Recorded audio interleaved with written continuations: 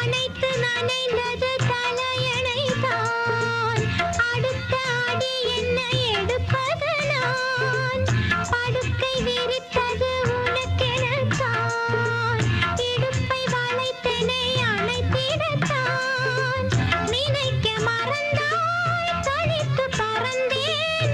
நினைக்க மறந்தாய் தனித்து பறந்தேன். மறைத்த முகத்திரை திறப்பாயோ?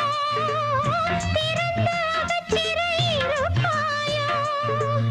இருந்து இருந்து இரண்டு மனம் இணைய உன் பார்வையில் ஓர் ஆயிரம் கவிதை நான் எழுதுவேன் காற்றில் நானே. நிதமும் உன்னை நினைக்கிறேன்.